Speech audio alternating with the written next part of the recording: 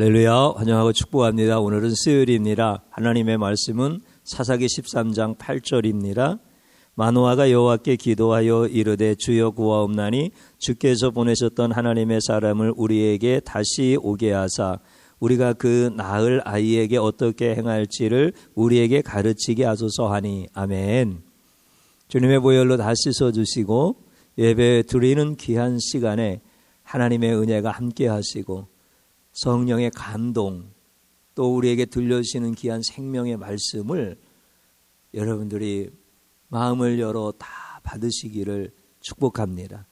그래서 우리에게 들려주시는 그 말씀을 피하지 마시고 그 말씀을 내가 부여잡고 기도함으로 하나님의 말씀이 얼마나 능력 있는 말씀이고 내 가정에 축복의 말씀을 성취하시는 그 귀한 약속 있는 계명의 말씀이신 것을 날마다 경험하면서 여러분들의 가정이 세워져 가기를 축복합니다. 마노아의 아내가 마노아에게 그렇게 얘기를 시작합니다. 하나님의 사람이 내게 오셨는데 그 사람의 모습은 하나님의 사자의 용모와 같아서 심히 두려웠습니다. 나는 그분이 어디서 왔는지 감히 물어볼 수 없었고 그분도 나에게 자기의 이름을 말하지 않아야 하였습니다. 그런데 그분이 나에게 무슨 말씀을 해주셨느냐면 너희 집에 아들이 있을 것인데 이제 너는 포도주와 독주를 삼가고 부정한 것을 먹지 말아라. 그 태어날 아이는 태어나면서부터 죽는 날까지 하나님께 바쳐진 나실인이 될 것이다. 이렇게 말씀하셨습니다. 그 마노아가 그 이야기를 듣고 나서 하나님 앞에 하나님, 내 아내에게 보내셨던 하나님의 사자를 다시 우리에게 보내주셔서 우리가 어떻게 해야 할지를 알게 해 주십시오. 이렇게 기도하는 것이 오늘 본문의 말씀입니다. 마노아의 기도가 굉장히 중요한 기도고 하나님이 그 기도를 기뻐하셨는데 왜 기뻐하셨는가라고 하는 것을 함께 말씀을 나누고 우리가 기도하는 자리로 들어가려고 하는 것입니다. 마노아의 아내가 그 이야기를 들었을 때 굉장히 기쁘겠죠. 아들을 낳을 수 없을 거라고 하는 또 그런 기대를 다 이제 접어놓고 있는 상태에서 그런 축복의 말씀을 들었으니까 얼마나 좋은지 몰라요. 보통 사람들은 어떤 생각을 합니까? 내 가정에 아이가 없는데 그래서 기대할 수 있는 기간도 다 지나갔는데 아이를 주시겠다고 하면은 그 말 자체가 너무 좋은 거예요. 그 축복의 말이 얼마나 가슴 떨리게 하는지 몰라요. 꼭 아이뿐만이 아니죠. 내 가정에 문제가 있어요. 해결되어지지 않아요. 그런데 그 문제가 한 달 안에 해결될 겁니다. 1년 안에 해결될 것입니다. 이런 말을 누가 해줬으면 그 말이 얼마나 좋은지 몰라요. 그냥 그 말이 중요한 거지 그 말을 해준 사람이 그렇게 중요하지 않은 거예요. 이게 보통 사람들의 생각입니다. 물론 말을 해준 사람이 중요할 수도 있어요. 근데 어떤 차원에서 중요하느냐면 그 사람의 말을 신뢰할 수 있는 사람인가 라고 하는 차원에서 중요한 거죠. 그러니까 마노아의 아내 입장에서 보면 같이 밭을 매는 동네 아주머니가 당신 이제 아들 낳을 거야. 당신 집에 그러니까 잘 부정한 건 만지지 말고 이렇게 해. 이렇게 얘기하면 별로 신뢰가 안 가는 사람이야. 자기보다도 도덕성도 떨어지는 것 같고 자기보다도 종교성도 떨어지는 것 같고 그러니까 별로 신뢰가 안 가. 그러니까 그 말도 별로 와서 닿지 않겠죠. 그런데 지나가는 한 수도사가 마노아의 아내에게 근엄한 모습으로 당신 가정에 아들을 낳을 것인데 잘 준비하시오. 이렇게 얘기를 하면 신뢰가 가는 거야. 그 사람은 존경받는 사람이야. 당대의 모든 사람들로부터 훌륭하다고 인정받는 사람이야. 적어도 자기보다는 나은 사람이야. 그래서 그의 말이 그 축복의 말이 꼭 이루어질 것 같아. 그런 차원에서 그 말한 사람이 궁금한 거지 실제적으로는 말의 내용이 중요한 거지. 내 가정의 문제가 해결된다는 것, 내가 그토록 바라는 것이 이루어진다고 하는 것, 이게 중요하다 말이죠. 이게 보통 사람들의 모습이에요. 근데 마누아는 그 이야기를 듣는 순간, 무슨 이야기죠? 자기 가정에 아들이 있을 거라고 하는 그 축복의 말을 듣는 순간 그분이 누구냐 이거예요. 그 사람이 누구냐 이거예요. 그랬더니 아내가 모른다는 거야. 어디서 왔는지 감히 물어보지도 못했고 그분도 나에게 이름을 말하지 않으셨다는 거야. 그래서 마누아가 하나님 앞에 기도하는 거예요. 보통 사람들은 누가 얘기했는지가 궁금하지 않다고 했죠. 그 말을 이루어줄 정도의 신뢰할 만한 사람, 그러니까 뭐 굉장히 위험 있고, 그리고 뭐 빛나는 그런 광채가 있고, 뭐 그럴 정도면 신뢰할 만하잖아요. 뭐 그런 정도 쓰면 되는 거지. 그가 누구냐, 그게 중요한 게 아니야. 그러니까 지나가던 수도사가 얘기를 해줬든지, 아니면 승려가 얘기를 해줬든지, 아니면 납비가 얘기를 해줬든지, 아니면 차력을 행사하는 어떤 도인이 얘기를 해줬든지, 적어도 나보다는 조금 수준 높은 사람, 그 이상의 사람이 얘기해 줬으면 누가 얘기해 줬는지는 중요하지가 않은 거야. 궁금하지도 아니하고 그냥 내 가정의 문제가 해결되어지면 좋겠다라고 하는, 그래서 이제 기도가 어떻게 들어가요? 어떤 승려가 얘기해 줬는데, 어떤 도인이 얘기해 줬는데, 어떤 수도사가 얘기해 줬는데 내 가정에 이런 축복이 있게 되어졌다고 한다는데 그거 꼭 좀 이루어 주세요. 그거 꼭 좀 이루어 주세요. 그거 안 이루어지면 안 돼요. 이게 기도예요. 그러면 기독교의 기도가 이런 건가요? 오늘 우리가 하나님 앞에서 이거를 좀 잘 정리할 수 있어야 돼. 마노아의 기도를 왜 하나님은 기뻐하셨을까? 왜 마노아와 같은 기도를 하라고 우리에게 말씀하시는 것인가? 라고 하는 것을 우리가 꼭 보자라고 하는 거죠. 마노아는 그 축복의 내용도 좋지요. 감사하지요. 그리고 꼭 이루어져야 되지요. 그런데 마노아에게 있어서 그보다 더 중요한 것은 그 말을 해준 사람이 누구냐라고 하는 거예요. 그 말을 해준 사람이 궁금하다는 거예요. 적어도 내 가정에서 아이를 낳을 수 없는 상황에 이르렀는데 아이를 낳을 수 있다라고 축복해 주시는 분이라면 하나님이실 텐데 하나님이 궁금하다는 거야. 능력자이신데 그 능력자가 궁금하다는 거예요. 이제 성경을 읽다 보면 나중에 또 말씀을 드리겠습니다마는 마노아의 아내에게 나타난 자가 누구입니까? 나중에 당신의 이름을 얘기해 줘요.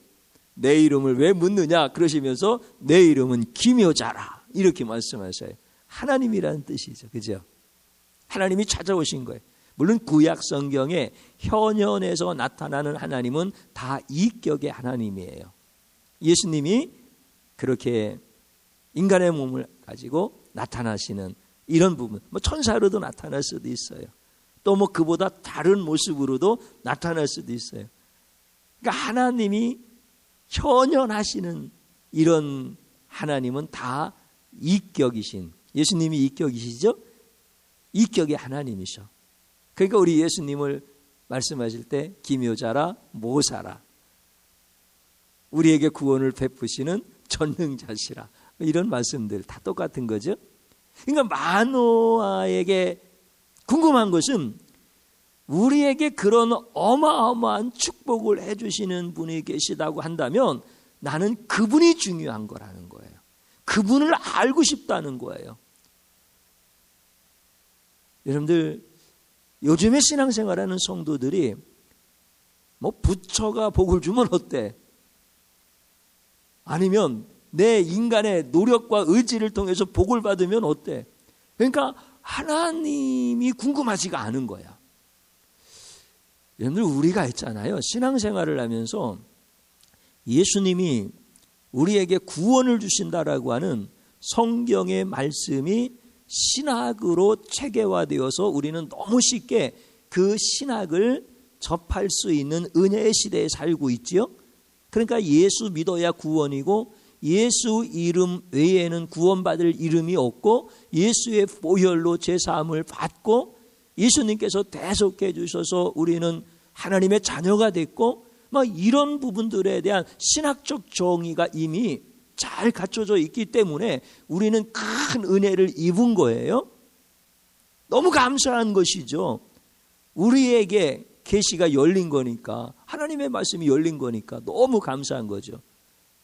그런데 있잖아요, 우리가 하나 놓치고 있는 게 있단 말이죠. 나에게 구원을 베푸시는 분이 예수라고 한다면 구원을 베푸실 그분이 도대체 누구냐라고 하는 것, 그분에 대한 궁금증, 이게 없는 거예요. 그러니까 여러분들 구원이라고 하는 것이 그냥 개념 속에 있다라고 하는 거예요. 그러니까 천국이라고 하는 것이 교리적으로 자꾸 다가오는 거예요. 굉장히 참 안타까운 것이죠. 여러분들 이 모든 세상은 하나님에 의해서 움직입니다. 전능하신 하나님이 만드셨고 전능하신 하나님이 모든 것을 섭리하시면서 운행하시는 거예요. 스스로 존재하는 것이 세상 피조물 가운데 뭐가 있겠습니까? 여러분들, 스스로 존재하시는 분은 하나님 한 분이셔요. 그러니까 우리에게 구원을 베푸셨다라고 했을 때 그 구원이 얼마나 큰 선물인지 아시나요? 그러면 그 구원을 주신 예수님이 누구냐라고 하는 것, 이게 사실 궁금해질 수밖에 없어요. 구원이 뭔지를 안다면, 구원의 선물이 무엇인지를 안다면 도대체 구원을 주신 분이 누구시냐라고 하는 것이 궁금할 수밖에 없는 거예요. 그런데 궁금하지 않은 거예요. 예수님 안 궁금해요. 그러니까 구원이 자꾸 관념이 되는 거예요. 여러분들 생각해 보십시오. 여러분들 현관 앞에 한 1억 정도 되어지는 아주 귀한 선물이 배달되어서 딱 왔어요.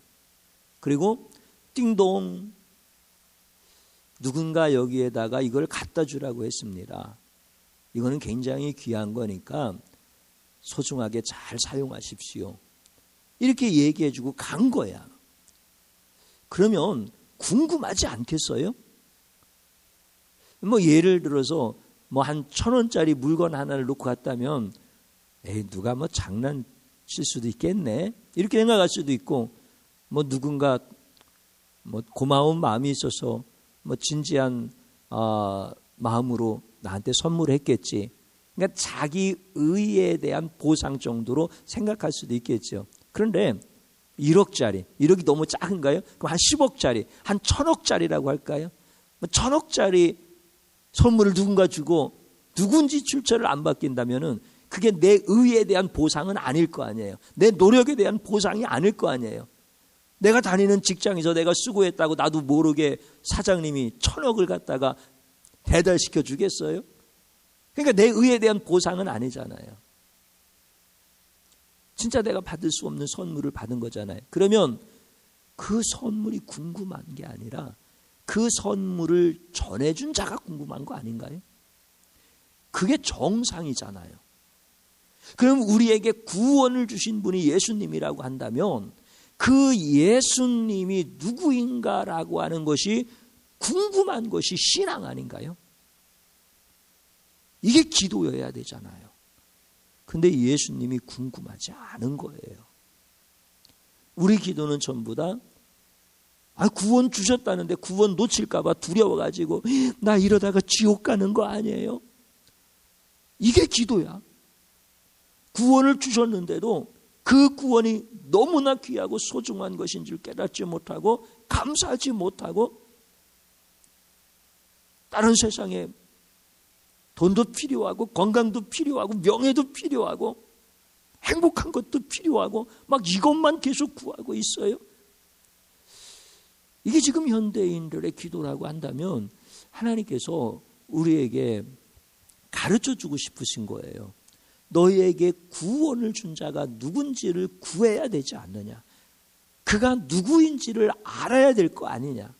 그가 누구인지를 알면 감사할 것이고 기뻐할 것이고 담대할 것이고 경배할 것이고 그분을 찬양할 것이고 그렇게 말씀을 해주시는 거예요. 그러니까 우리의 기도를 다시 한번 정리를 해보는 거예요. 사랑하는 성도님 여러분, 이 마노아의 기도가 오늘 우리 성도님들하고 지금 계속 씨름하는 거, 내가 하나님을 알고 싶습니다. 내가 예수님을 알고 싶습니다. 그런데 예수님을 잘 모르겠습니다. 예수님이 내 앞에 나타났어도 나는 감히 예수님을 구하지 못하였습니다. 예수님의 이름을 묻지 못했습니다. 주님이 어떤 분이십니까? 주님이 내 인생의 기묘자이신데, 나를 구원하신 구원자이신데 내가 주님을 알고 싶습니다. 그러나 주님을 너무 모릅니다.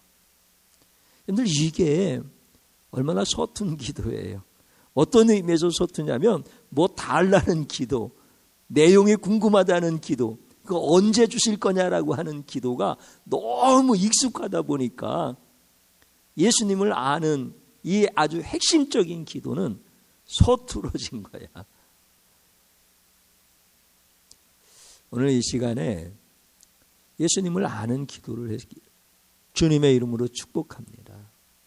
그래서 예수님이 어떤 분이신지를 구하는 게 마노아의 기도고, 그가 하나님 앞에 나에게 오셨는데도 불구하고, 내 아내에게 오셨는데도 불구하고 주님 알아보지 못하고 이 죄를 용서하시고 다시 한번 좀 보내주십시오. 주님을 알고 싶다는 거예요. 그 축복의 말씀을 하신 분을 알고 싶다는 거예요. 그게 진짜 축복이에요. 그때 하나님께서 여러분의 기도를 되게 기뻐하세요. 그리고 우리 주님께서 내가 너를 사랑한다. 나중에는 이 주님이 어떤 말씀을 하시는지 기가 막힌 그 기도의 응답이 쭉 연결되어져서 풀어지기 시작합니다. 너무 감사한 거죠. 오늘 우리 성도님들이 그런 기도의 사람들로 세워져 갈 수 있기를 주님의 이름으로 축복합니다. 저를 한번 따라서 해보십시오. 축복의 내용만 듣느라고 축복하시는 이의 이름을 구하지 못한 죄를 용서하소서. 아멘. 진실하게 회개하는 거죠. 그 다음에 또 한번 따라서 해보십시오. 나에게 축복하신 예수님을 알게 하소서. 아멘. 주님 한번 부르겠습니다. 주여, 주님께서 나에게 귀한 말씀을 해주셨고 언약의 말씀을 해주셨습니다. 나는 그 말씀을 해주신 분은 감히 내가 알 수 없는, 내가 감히 그 이름을 여쭐 수 없는 하나님이심을 믿습니다. 내가 그 하나님을 구하고 내가 그 예수님을 구하고 나에게 왜 그 말씀을 주셨는지, 그 언약의 말씀을 왜 주셨는지, 그리고 그 말씀을 주신 이는 반드시 이루시는 분이신데 내가 예수님을 모르면 어찌 예수님을 찬양할 수 있습니까? 내가 예수님을 모르면 그 말씀이 굳게 붙잡지 못하고 상황에 따라서, 처지에 따라서 흔들릴 수밖에 없지 않습니까? 내가 지금까지 온전한 믿음으로 살지 못하였으며 예수님을 구하지 못한 것뿐입니다. 다른 것이 아니었습니다. 약속의 말씀, 그 말씀을 내가 붙잡고 좋아했지만 그 약속을 주신 분이 누구인지를 구하지 못하였기 때문에 상황에 따라서 흔들릴 수밖에 없는 게 바로 나였습니다. 하나님, 이제 회개하고 나에게 축복의 말씀을 주시고 우리 공동체에게 축복의 말씀, 언약의 말씀을 주신 예수님을 구하기를 원합니다. 예수님을 깊이 구하기를 원합니다. 왜 예수님이 축복의 말씀보다 더 귀하신 분인데 예수님은 구하지 못하고 그 축복에 그 기도 제목만 나열하고 있는지 주님이시여 나를 불쌍히 여겨주시고 이제는 예수님을 구하는 자 되게 하여 주소서. 용기 있는 자가 되게 하시고 담대한 자가 되게 하시고 영적 장수로 살 수 있도록 도와주시옵소서. 예수님의 이름으로 기도드립니다. 아멘.